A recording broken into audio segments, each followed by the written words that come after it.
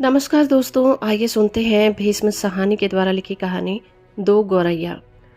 घर में हम तीन ही व्यक्ति रहते हैं, माँ, पिताजी और मैं। पर पिताजी कहते हैं कि वो घर सराय बना हुआ है। हम तो जैसे यहाँ मेहमान हैं, घर के मालिक तो कोई दूसरे ही हैं। आंगन में आम का पेड़ है, तरह तरह के पक्षी उस पर डेरा डाले रहते हैं। जो भी पक्षी पहाड़ियों घाटियों पर से उतरता हुआ दिल्ली पहुँचता है, पिताजी कहते हैं वही सीधा हमारे घर पहुंच जाता है, जैसे हमारे घर का पता लिखवा कर आया हो। यहाँ कभी तोते पहुंच जाते हैं तो कभी कौवे और कभी तरह तरह के गौरैया। वो शोर मचता है कि कानों के पर्दे फट जाएं, पर लोग कहते हैं कि पक्षी गा रहे हैं। घर के अंदर भी यही हाल है। बीसियों तो चूहे बसते हैं, रात भर एक कमरे से दूसरे कमरे में भागते फिरते हैं। वो धमा चौकड़ी मचती है कि हम लोग ठीक तरह से सो भी नहीं पाते। बर्तन गिरते हैं, डिब्बे खुलते हैं, प्याले टूटते हैं। एक चूहा अंगीठी के पीछे बैठना पसंद करता है, शायद बूढ़ा है, उसे सर्दी बहुत लगती है। एक दूसरा है जिसे बाथरूम की टंकी पर चढ़कर बैठना पसंद है, उसे शायद गर्मी बहुत लगती है। बिल्ली हमारे घर में रहती तो नहीं, मगर घर उसे भी पसंद है और वो कभी कभी झांक जाती है। मन आया तो अंदर आकर दूध भी पी गई, ना मन आया तो बाहर से फिर आऊंगी कहकर चली जाती है। शाम होते ही दो तीन चमगादड़ कमरों के आर पार पर फैलाए कसरत करते नजर आते हैं।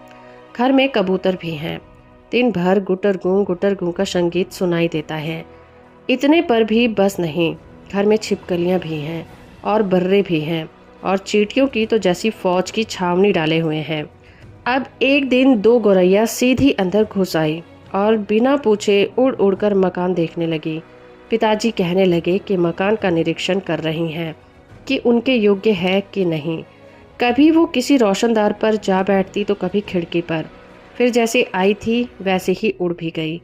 पर 2 दिन बाद हमने क्या देखा कि बैठक की छत में लगे पंखे के गोले में उन्होंने अपना बिछावन बिछा दिया है और सामान भी ले आई हैं और मज़े से दोनों बैठी गा रही हैं।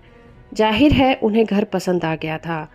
माँ और पिताजी दोनों सोफे पर बैठे उनकी ओर देखे जा रहे थे। थोड़ी देर बाद माँ सिर हिलाकर बोली, अब तो ये नहीं उड़ेगी, पहले इन्हें उड़ा देते तो उड़ जाती। अब तो इन्होंने यहाँ घोंसला बना लिया है। इस पर पिताजी को गुस्सा आ गया। वो उठ खड़े हुए और बोले, देखता हूँ ये कैसे यहाँ रहती हैं। गौरैया मेरे आगे क्या चीज़ है, मैं अभी निकाल बाहर करता हूँ। छोड़ो जी, चूहों को तो निकाल नहीं पाए, अब चिड़ियों को निकालोगे, माँ ने व्यंग में कहा। माँ कोई बात व्यंग में कहे तो पिताजी उबल पड़ते हैं। वो समझते हैं कि माँ उनका मजाक उड़ा रही है। वो फौरन उठ खड़े हुए और पंखों के नीचे जाकर जोर से ताली बजाई और मुंह से शू शू कहा। बाहें झुलाई, फिर खड़े खड़े कूदने लगे। फिर बाहें झुलाते हुए गौरैये ने घोंसले में से सिर निकालकर नीचे की ओर झांककर देखा और दोनों एक साथ चीं चीं करने लगी और माँ खिलखिलाकर हंसने लगी। पिताजी को गुस्सा आ गया। इसमें हंसने की क्या बात है? माँ को ऐसे मौकों पर हमेशा मजाक सूझता है। हंसकर बोली, चिड़िया एक दूसरे से पूछ रही है कि यह आदमी कौन और नाच क्यों रहा है। तब पिताजी को और भी ज्यादा गुस्सा आ गया और वो पहले से भी ज्यादा ऊंचा कूदने लगे। गौरैया घोंसले में से निकलकर दूसरे पंखे के डैने पर जा बैठी। उन्हें पिताजी का नाचना जैसे बहुत पसंद आ रहा था। माँ फिर हंसने लगी।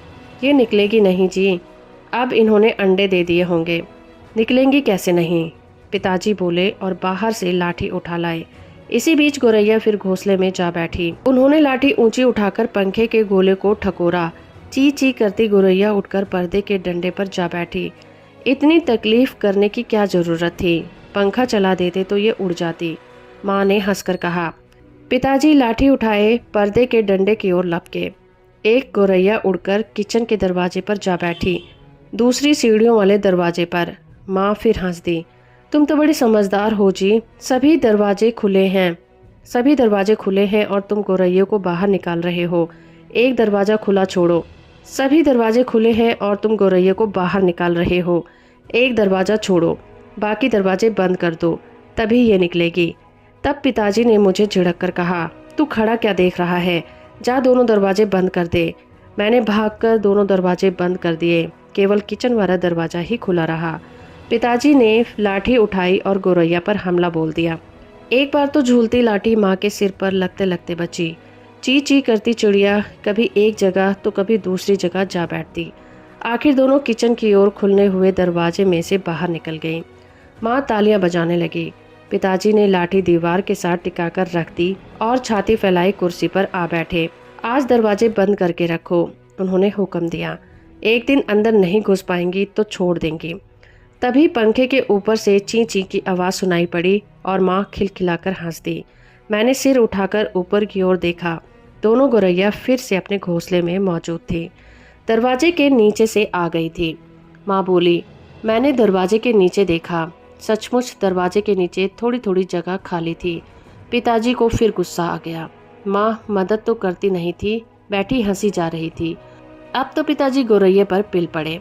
उन्होंने दरवाजे के नीचे कपड़े ठूस दिए ताकि कोई छेद बचा ना रह जाए और फिर लाठी झुलाते हुए उन पर टूट पड़े। चिड़िया ची ची करती फिर बाहर निकल गई, पर थोड़ी ही देर बाद वो फिर कमरे में मौजूद थी। अब की बार वो रोशनदान में से आ गई थी, जिसका एक शीशा टूटा हुआ था। देखो जी, चिड़िया को मत निकालो, माँ ने अब की बार गंभीरता से कहा। अब तो इन्होंने अंडे भी दे दिए होंगे, अब ये यहाँ से नहीं जाएंगी। क्या मतलब, मैं कालीन बर्बाद करवा लूं? पिताजी बोले और कुर्सी पर चढ़कर रोशनदान में कपड़ा ठूस दिया और फिर लाठी झुलाकर एक बार फिर चिड़ियों को खदेड़ दिया। दोनों पिछले आंगन की दीवार पर जा बैठी। इतने में रात हो गई। हम खाना खाकर ऊपर जाकर सो गए। जाने से पहले मैंने आंगन में झांक कर देखा, चिड़िया वहां पर नहीं थी। मैंने समझ लिया कि उन्हें अकल आ गई होगी। अपनी हार मानकर दूसरी जगह चली गई होंगे। दूसरे दिन इतवार था। जब हम लोग नीचे उतरकर आए तो वे फिर से मौजूद थी और मजे से बैठी मल्हार गा रही थी। पिताजी ने फिर लाठी उठा ली। उस दिन उन्हें गौरैया को बाहर निकालने में बहुत देर नहीं लगी। अब तो रोज यही कुछ होने लगा। दिन में तो वे बाहर निकल जाती, पर रात के वक्त जब हम सो रहे होते तो न जाने किस रास्ते से वो अंदर घुस आती थी। पिताजी परेशान हो उठे। आखिरकार कोई कहाँ तक लाठी झुला सकता है? पिताजी बार बार कहें, मैं हार मानने वाला आदमी नहीं हूँ, पर आखिर वह भी तंग आ गए थे। आखिर जब उनकी सहनशीलता खत्म हो चुकी तो वो कहने लगे कि वो गौरैया का घोंसला नोचकर निकाल देंगे और वो फौरन ही बाहर से एक स्टूल उठा लाए। घोंसला तोड़ना कठिन काम नहीं था। उन्होंने पंखे के नीचे फर्श पर स्टूल रखा और लाठी को लेकर स्टूल पर चढ़ गए। किसी को सचमुच बाहर निकालना हो तो उसका घर तोड़ देना चाहिए, उन्होंने गुस्से से कहा। घोंसले में से अनेक तिनके बाहर की ओर लटक रहे थे। गौरैया ने सजावट के लिए मानो झालर टांग रखी हो। पिताजी ने लाठी का सिरा सूखी घास के तिनकों पर जमाया और दाईं ओर से खींचा। 2 तिनके घोंसलों में से बाहर आ गए और फरफराते हुए नीचे उतरने लगे। चलो 2 तिनके तो निकल आए, माँ हंसकर बोली। अब बाकी 2000 भी निकल जाएंगे। तभी मैंने बाहर आंगन की ओर देखा और मुझे दोनों गौरैया नजर आई। इस बीच दोनों कुछ कुछ दुबला गई थी, कुछ कुछ काली पड़ गई थी। अब वे चहक भी नहीं रही थी। अब पिताजी लाठी का सिरा घास के तिनकों के ऊपर रखकर वहीं रखे रखे घुमाने लगे। इससे घोंसले के लंबे लंबे तिनके लाठी के सिर के साथ लिपटने लगे और लिपटते गए और घोंसला लाठी के इर्द गिर्द चीखता चला आने लगा। फिर वह खींच खींच कर लाठी के सिरे के इर्द गिर्द लपेटा जाने लगा। सूखी घास और रुई के फाहे और धागे और थिल्लियां लाठी के सिर पर लिपटने लगे। तभी सहसा जोर की आवाज आई, ची ची ची ची। पिताजी के हाथ ठिठक गए। यह क्या गौरैया लौट आई है? मैंने झट से बाहर की ओर देखा। नहीं, दोनों गौरैया बाहर दीवार पर चुपचाप बैठी थी। ची ची ची ची। फिर आवाज आई। मैंने ऊपर की ओर देखा। पंखे के गोले के ऊपर से नन्ही नन्ही गौरैया सिर निकाले नीचे की ओर देख रही थी और ची ची किए जा रही थी।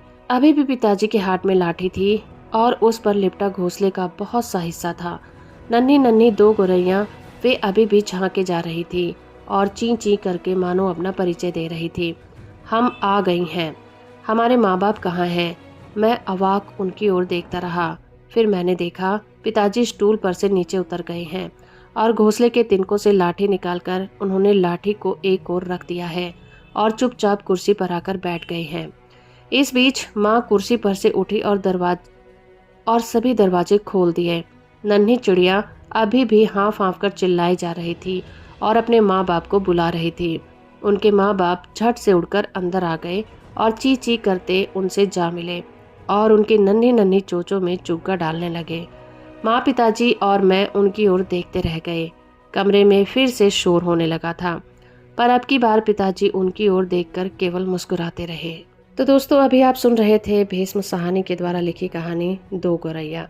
उम्मीद करती हूँ मेरा ये प्रयास और ये कहानी आपको अच्छी लगी होगी। इसी तरह की कहानियों को सुनने के लिए आप हमारे चैनल को सब्सक्राइब कर सकते हैं। वीडियो को लाइक और शेयर करना बिल्कुल मत भूलिएगा। धन्यवाद।